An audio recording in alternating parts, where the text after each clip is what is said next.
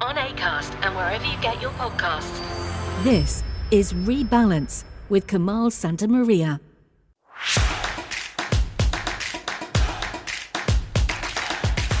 Hello everyone and welcome back to Rebalance. End of January already.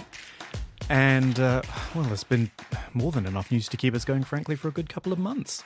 A lot of it coming out of Washington, D.C., of course, with the newly inaugurated President of the United States. And yes, we will be checking in with Donald Trump a little bit later, but it will be in relation to our main story this week, the ceasefire in Gaza and the exchange of prisoners and hostages that's accompanied it. Now, I'm not going to get into the ins and outs of Middle East politics here, but I am going to look at how it is presented to us, because there is a massive imbalance, and it is perpetuated by, primarily, politicians and the media in a way that sometimes you don't even notice. Rebalance with Kamal Santamaria. At the centre of the Israel-Gaza war, which began on October 8, 2023, were the Israelis taken hostage by Hamas on October 7, 2023. Bringing them home has ostensibly been the number one priority of the Israeli government ever since. And the way they've done it in the end, as is often the case, is a ceasefire and a swap.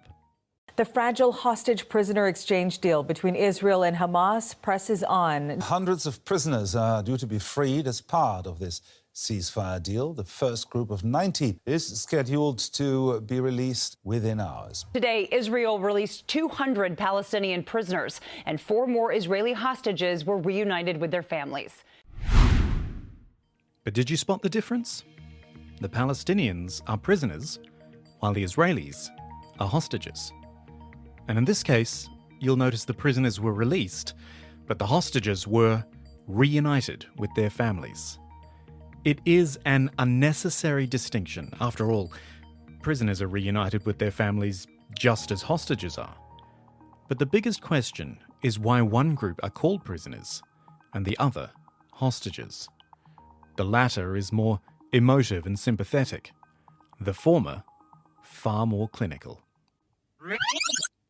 There is a clear distinction. The Palestinians held in Israeli jails made an active choice to commit a crime, while the only crime committed by the Israeli and other foreign hostages was that they were Jewish or were in Israel. That's how the American Jewish Committee, a prominent advocacy group, views the difference. It says there is, quote, no moral equivalency between the hostages taken by Hamas and Palestinian prisoners. But it's worth looking at definitions and how, indeed if, they apply here. A hostage is a person seized or held as security for the fulfillment of a condition. And there's little doubt that that is what the Israelis captured by Hamas were.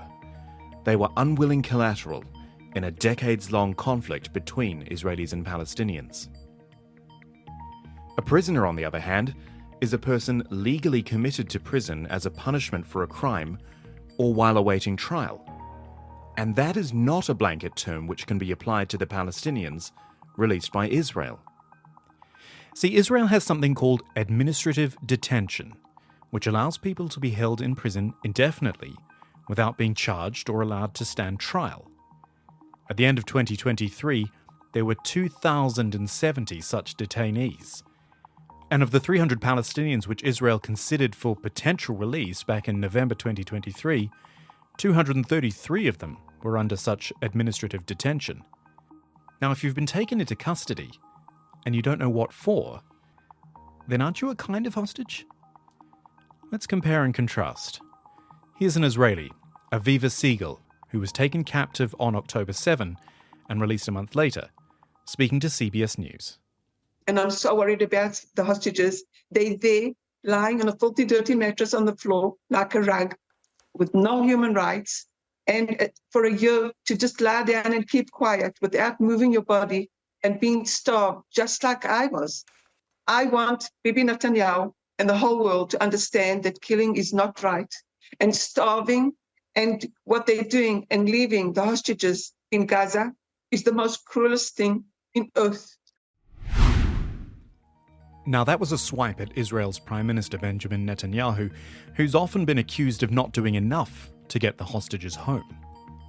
But she talked about the conditions: a lack of food, poor conditions, no human rights. Now, I'm not saying that being unexpectedly kidnapped and held in a network of underground tunnels isn't awful. It is. But listen to Hadia Shatara, a Palestinian released just last week, and spot the common threads. The basic necessities of life in prison are almost non-existent. Prisoners, both male and female, are suffering from complete deprivation of basic rights, such as food, essential items, and adequate clothing. The situation in prison is chaotic, and there is a need to focus on the conditions inside the prison and the suffering of the prisoners. Now, in both situations, people are being held against their will, often for no reason, and are treated poorly, with a lack of basic human rights. And yet on one side they're hostages, and the other, it's prisoners. It is the kind of double standard which has been a hallmark of the Israel-Palestine conflict, and one which was expressed directly by Queen Rania of Jordan in an interview with CNN. We have seen a glaring double standard in the world. When October 7th happened, the world immediately and unequivocally stood by Israel and its right to defend itself and condemned the attacks that happened. Are we being told that it is wrong to kill a family, an entire family at gunpoint, but it's okay to shell them to death? Well, yes, we are being told that. Literally. On October 10, 2023, BBC News tweeted the following. More than 500 people have died in Gaza after Israel launched massive retaliatory airstrikes, according to Gaza's health ministry. More than 700 people have been killed in Israel since Hamas launched its attacks on Saturday. Again, did you spot it? The people in Gaza died, but the people in Israel, they were killed. It's a subtle kind of semantics. So subtle you might not initially spot it. But once you do, you'll see just how prevalent it can be. The Balance, journalism without agenda. Hostages versus prisoners. And while putting together that story, it did strike me that someone else out there has been mixing up those two terms recently. Although, as is his wont, there's been nothing subtle about it. You know what they ought to do? They ought to release the J6 hostages. They've suffered enough. They ought to release them. I call them hostages. Some people call them prisoners. I call them hostages. You see the spirit from the hostages, and that's what they are, is hostages. They've been treated terribly. The first day we get into office, we're going to save our country, and we're going to work with the people to treat those unbelievable patriots, and they were unbelievable patriots and are. Patriotic hostages. But do you know who Donald Trump's talking about there? The J6 hostages, as he says? He means the people who stormed the US Capitol on January 6th, 2021. The ones who ransacked and vandalized the place, who roamed the halls shouting, "Hang Mike Pence," who attacked police officers, and who went through the justice system, were found guilty, and were put in prison. Actual prisoners, not hostages. The room for confusing the two there is pretty thin. But thanks to an executive order on day one of the Trump presidency, they are now neither. So this is January 6th. These are the hostages. Approximately 1,500 for a pardon. Yes. Full pardon. And just to wrap all of this up in one neat yet astonishing bow, Trump had actually signaled earlier in the day that he would be signing that executive order. He did so at an event designed to honor the families of people taken hostage by Hamas. As he spoke of the J6 hostages, who he believes have been so badly treated, an actual Israeli hostage from October 7 stood right behind him. It almost sounds like parody, but then these days, the truth so often does. Read, watch and listen online at the Balance.website. And that is it for this week's Rebalance. Thanks to those of you who've been in touch. You can do so yourself on social media at The Balance Feed.